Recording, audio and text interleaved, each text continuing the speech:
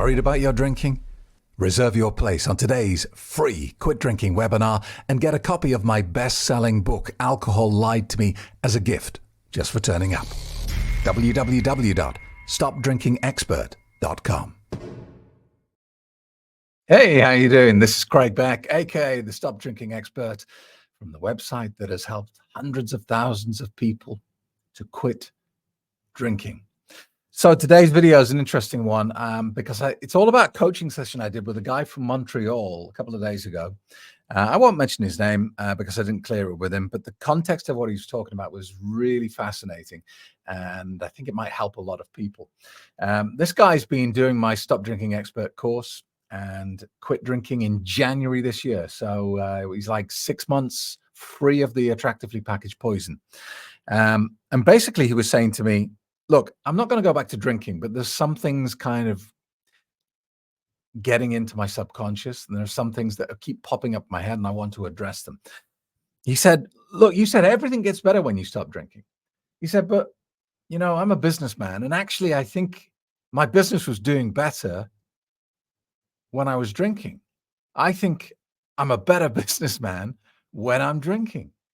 And he said, look, you know, I was drinking a lot. I was drinking a bottle of whiskey every other day for 10 years. He said, but nothing bad ever happened to me. I didn't have arguments with my family. I was still bringing in the money.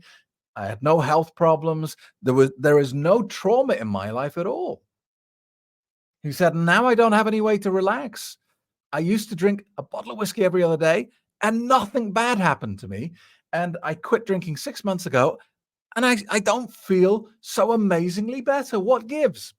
So let's talk about that. Why quit when alcohol doesn't really appear to be doing that much? And I think there's a lot going on with that sentiment, that statement. First of all, you know, there's that misconception perpetrated by the media and the movie industry that people with problems with alcohol are essentially disheveled hobos who are sleeping on park benches, drinking cheap cider out of a brown paper bag, can't hold down a relationship, can't hold down a job, on the way to ruin, basically. That's the kind of Hollywood stereotype of a person with problem drinking. And there are people like that. It's true. You see homeless people and there's probably some drug abuse in their background. But they're not the majority. They're like a tiny percent of the overall problem.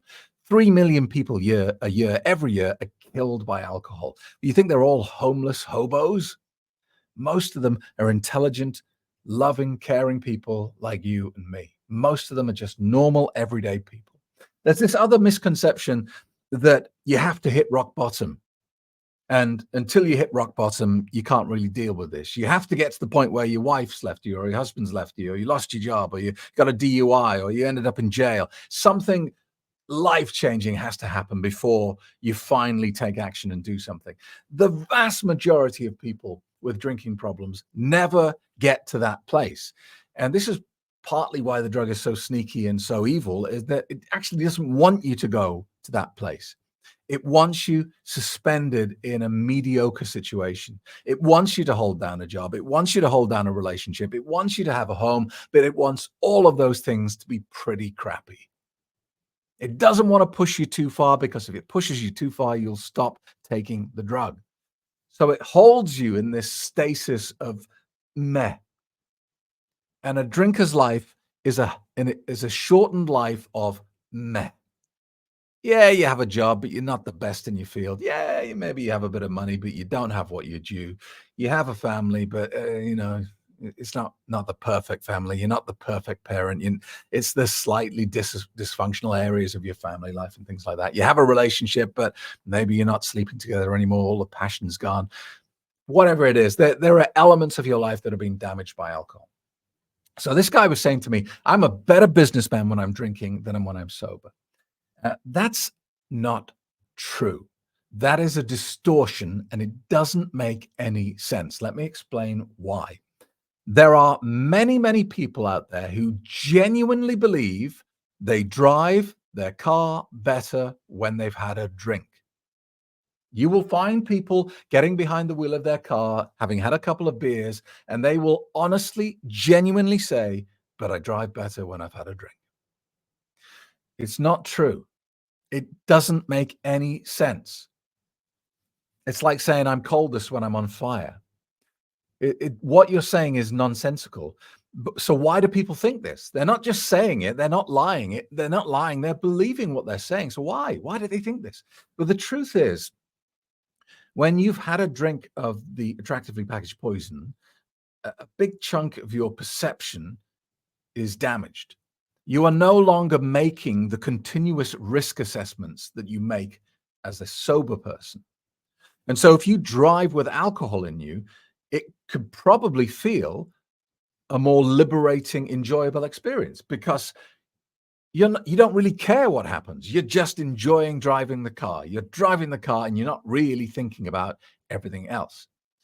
Your subconscious mind is damaged. It's not looking out for problems. It's not continually assessing the situation and adjusting your speed accordingly. All the boring stuff, right? You're driving like a rally driver. You think, my God, I'm a good driver. No, you're not. You're just a stupid driver. And the same has to be true with other areas. You know, you cannot be a better businessman on alcohol than you are sober because alcohol will steal 30% of your intellect. It will steal 30% of your energy, 30% of your passion, 30% of your empathy, 30% of everything goes to the drug. So it doesn't make any sense. And so what I said to this guy is I said, you know, look, you got away with it. But that's not a reason to go back to it. I said, you've been playing Russian roulette for 2 decades. And, you know, drinking a bottle of whiskey every other day, that's serious.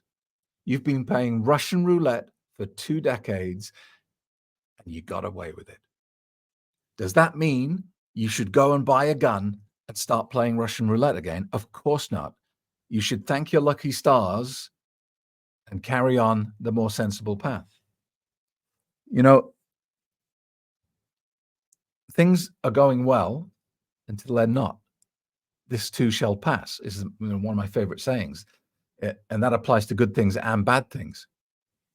Good periods of your life will end, so will bad times. But you can't get away with chronic alcohol use forever. At some point, it will turn bad. So the sooner you get off the train, as soon as you stop the journey, the better your odds of beating this are. Let me share an email with you because I think this is interesting as well. This is from Alex. Dear Craig, hope you're well. Love your videos and your book, Alcohol Lied to Me. I've read it 4 times. I cherish being free of the poison. My trying not to be preachy message to those who feel that a life sans alcohol is boring, where your recent video is this. The thing that strengthens my resolve is a month ago, I watched my partner pass away from liver failure and stage 4 bowel cancer. The cancer was possibly related to the liver cirrhosis, but one can't confirm that. But the liver couldn't cope. In all probability, the bowel cancer was strongly linked. Mercifully, it was very fast. The alternative was months of torturous chemo that the liver couldn't cope with and a very bad prognosis hanging over us all. She was 41 years old. Yes, liver cirrhosis from alcohol abuse.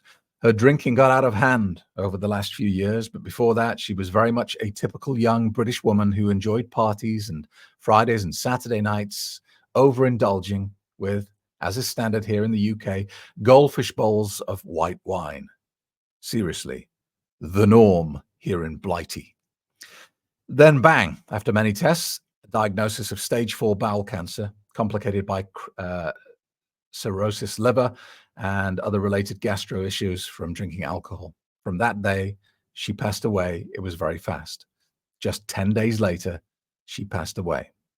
I'm, of course, devastated. But to be honest, I knew something like this would happen one day ever since she was diagnosed with cirrhosis of the liver 5 years ago.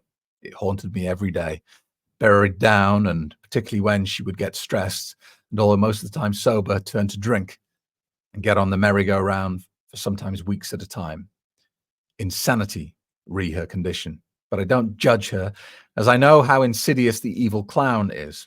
In disclosure, before her diagnosis of stage 4 bowel cancer, just over a month ago, I'd been free of the poison for 2 years, even whilst she went on binges.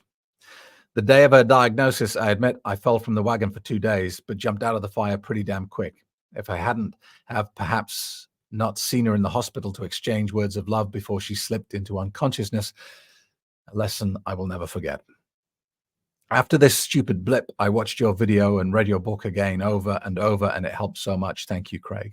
So my message to those of you saying sobriety is boring, I can only say I'd opt for some boringness in my life as opposed to becoming a widower at 47 who has come to terms with a traumatic and devastating loss, where my world has been turned upside down and everything feels alien.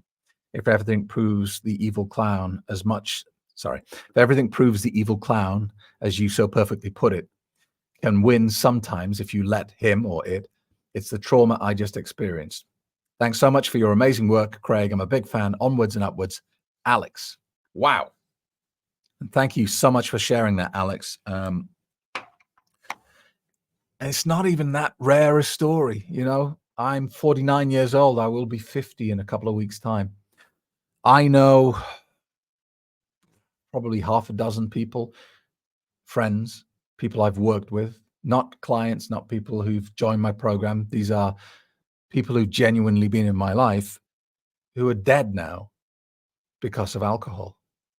I remember working with a Scottish guy called Brian 15, 20 years ago. He used to smoke a lot, drink a lot, and he always used to preach that mantra. It doesn't bother me. It doesn't affect me. You know, I've never missed work. I don't have a hangover. Yeah. It's just what I do. It's how I chill out. He's dead, been dead for nearly 10 years now, bladder cancer. And the list goes on. I know many, many people who died before the age of 50 because of alcohol. It's shocking. So if you're one of those people that's drinking right now, but nothing bad is happening, and you're thinking, well, why bother quitting? I'm telling you, this is your slap about the face. Nothing bad is happening so far. It will change. It's coming. It's in the mail. So action is required now if you want to, prevent you being one of these horror stories. Interesting stuff. Thanks so much for being with me today. If you've got a question, send it to me via the website, stopdrinkingexpert.com. And if you'd like a free copy of my book, go over there right now and sign up for today's free Quit Drinking webinar. Thanks a lot. See you soon. Worried about your drinking? Reserve your place on today's free Quit Drinking webinar and get a copy of my best-selling book, Alcohol Lied to Me, as a gift just for turning up. www.stopdrinkingexpert.com.